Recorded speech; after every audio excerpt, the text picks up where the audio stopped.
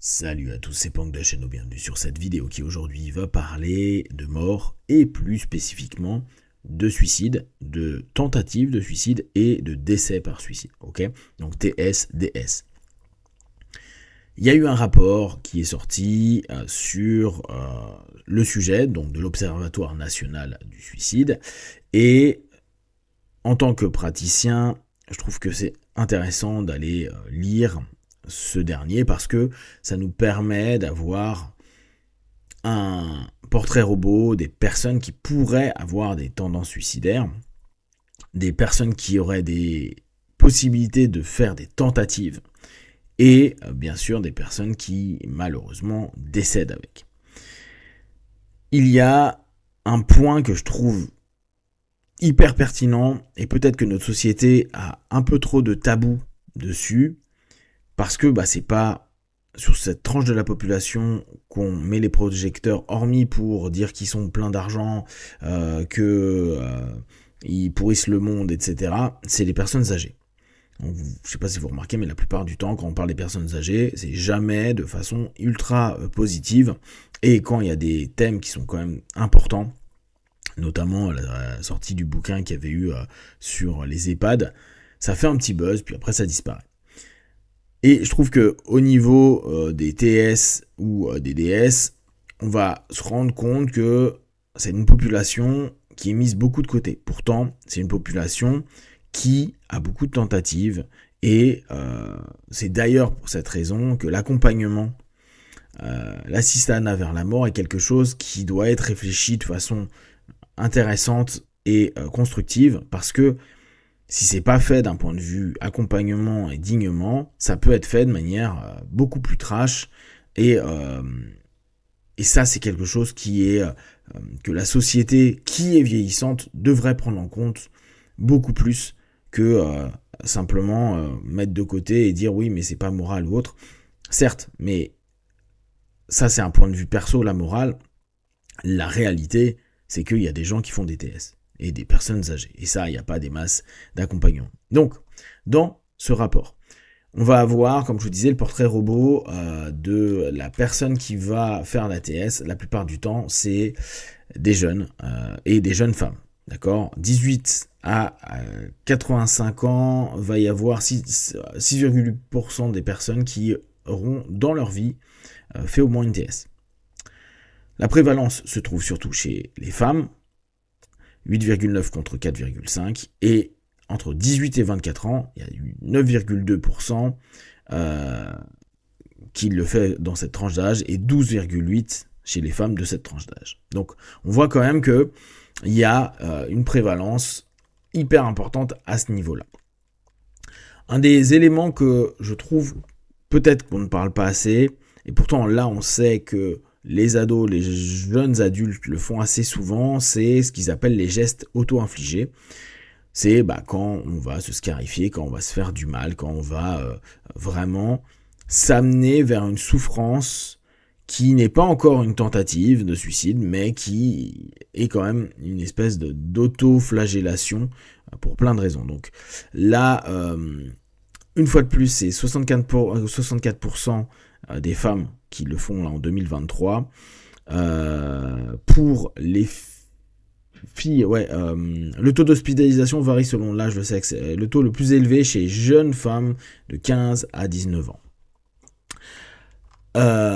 Alors, au niveau des taux par âge, en 2022, le taux de suicide chez l'homme de 85 à 94 ans était de 85,9 pour 100 000 habitants, c'est comme ça qu'ils calculent. C'est la deuxième cause de mortalité chez les jeunes. Chez les moins de 25 ans, la part de mortalité attribuable au suicide a doublé. Donc vous imaginez bien qu'entre 2015 et 2022, il y a eu énormément de TS et de mortalité et que c'est un vrai problème. C'est pour ça que on parle de plus en plus de l'attention portée à la facette psychique des êtres humains, que le gouvernement, même si c'est pas forcément fait avec le plus de subtilité, et je vous invite à écouter Psycho Quack, je crois, qui fait un retour dessus, le remboursement des psys peut être une aide, même si malheureusement ils sont saturés, etc. Pour tout ce qui est praticien, hypnopraticien, tous ceux qui ne sont pas du domaine médical, donc je rappelle pour nous, on est des complémentaires au médical, renvoyez vers des médicaux quand vous avez quelqu'un qui a peut-être des tendances. Vous pouvez aider en complément, vous ne devez pas vous substituer au médecin, vous ne devez pas vous substituer au psychiatre, etc. etc. Donc n'hésitez pas à les renvoyer tout en précisant que vous pouvez continuer, s'il y a accord bien sûr du psy, à l'aider si l'hypnose et vos disciplines leur apportent du positif. Les hommes se suicident plus que les femmes, mais les femmes sont plus nombreuses à faire des TS. Ça, c'est un des points fondamentaux. Beaucoup de jeunes femmes font des TS et heureusement, entre guillemets, après, ça prouve quand même que psychiquement, il y a un trouble, mais ça n'entraîne pas la fin de vie. Les hommes âgés constituent une population à fort risque de suicide avec des taux en augmentation. D'accord ? Donc c'est vraiment quelque chose qui est, je pense, important à ressortir. Les facteurs de risque associés aux conduites suicidaires incluent le fait d'être une femme, d'être au chômage ou inactif, d'avoir un niveau de diplôme inférieur au bac, de vivre seul ou d'élever seul un enfant, et de percevoir sa situation financière comme difficile. Chez les jeunes, les raisons familiales et sentimentales sont souvent citées comme origine des tentatives. D'accord ? Donc, là encore, et malheureusement, on ne peut pas parler de bien-être psychique, personnel, quand il y a un processus systémique qui va mettre tellement de pression qu'à un moment donné, la seule porte de sortie, et n'oubliez pas, ça c'est vraiment important, la plupart du temps, les personnes qui vont vers le suicide sont des personnes qui ont l'impression qu'il n'y a plus aucune solution. Ils ont tenté, ils sont allés voir du monde, ils ont peut-être demandé à des amis, ils ont peut-être plein de choses, à des médecins et autres, mais entre les problématiques financières, les problématiques au boulot, les problématiques personnelles, les sensations de plein de choses, il y a pour eux une perception qu'il n'y a plus de porte qui s'ouvre, que tout se renferme, et donc la seule solution c'est de partir. D'accord ? C'est là où malheureusement il y a aussi le groupe qui devrait être plus attentif à ça, et c'est pour ça que je trouve que ce type de rapport et que je fais ces petites vidéos là, ça a de l'importance, parce que même si nous on n'est pas grand chose, et là je parle pas en tant que praticien mais en tant qu'humain, on peut toujours peut-être être une petite flamèche quelque part qui dit ok, c'est pas tout à fait obscur, je vais peut-être me diriger par là, et ça reste une toute petite porte avant que tout se ferme et qu'il y ait une TS ou qu'il y ait un DS. D'accord. Il y a eu une hausse brutale et pérenne des hospitalisations pour GAI, donc les gestes auto-infligés, chez les jeunes filles, ainsi que les premiers indices d'une hausse de décès par suicide chez les jeunes femmes. En contraste, chez les hommes, le taux reste globalement stable dans la tranche d'âge inférieure à 45 ans. Et vous voyez, après, par contre, ça augmente. Alors, quelques éléments que j'avais trouvé intéressants.